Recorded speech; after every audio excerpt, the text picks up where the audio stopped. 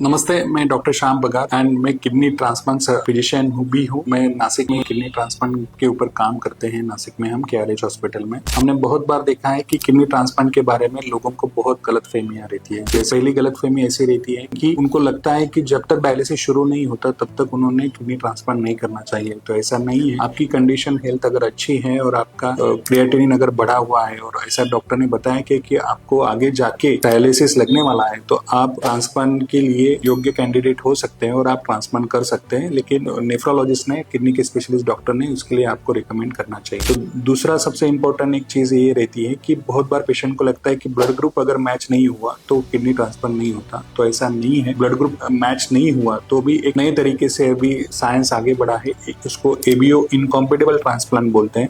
उसके भी रिजल्ट अच्छे रहते हैं। तो उस ABO इनकॉम्पेटिबल ट्रांसप्लांट करके भी पेशेंट का किडनी ट्रांसप्लांट हो सकता है। मतलब अगर डोनर का ब्लड ग्रुप मैच नहीं हुआ तो भी किडनी ट्रांसप्लांट आजकल हो रहे और होते हैं और बहुत अच्छे पैमाने में होते हैं। दूसरी एक सबसे इंपॉर्टेंट चीज, लोगों को डर ये रहता है कि कौन सा डोनर होना चाहिए, क्या करना चाहिए। तो डोनर को अगर बहुत बार ब्लड प्रेशर और डायबिटीज है तो जरूरी नहीं है कि उसको हमेशा हम बोलेंगे कि किडनी ट्रांसप्लांट नहीं करना। पेशेंट डोनर को अगर डायबिटीज भी है और ब्लड प्रेशर है, लेकिन अगर उसकी वजह से किडनी के ऊपर असर नहीं हुआ है और अदरवाइज पेशेंट अगर फिट है, तो बहुत बार डॉक्टर डिसीजन लेते हैं कि ट्रांसप्लांट किया जाए। पेशेंट्स का एज इंपॉर्टेंट रहता है, लेकिन हम आप सब जानते हैं कि पेशेंट का एज इंपॉर्टेंट है और उसके अलावा पेशेंट का हेल्थ भी इंपॉर्टेंट है। यूजुअली हम प्रेफर करते हैं कि 60 एज तक किडनी ट्रांसप्लांट किया जाए, लेकिन डोनर 60 एज का रहे।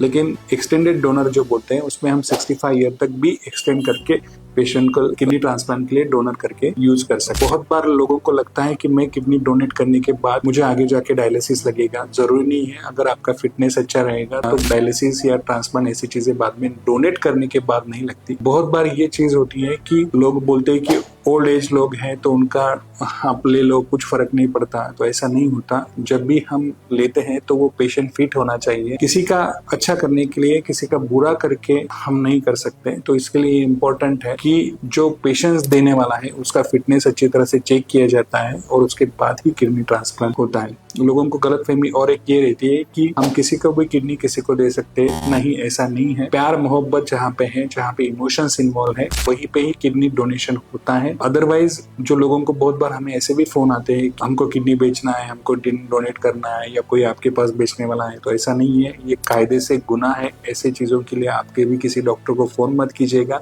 और किसी हॉस्पिटल को भी फोन मत कीजिएगा। किडनी ट्रांसप्लांट ये लीगल प्रोसीजर से होता है और KRH हॉस्पिटल और हमारे हॉस्पिटल में हम पूरे लीगल तरीके से ही सब परमिशंस लेके ही किडनी ट्रांसप्लांट करते हैं। धन्यवाद।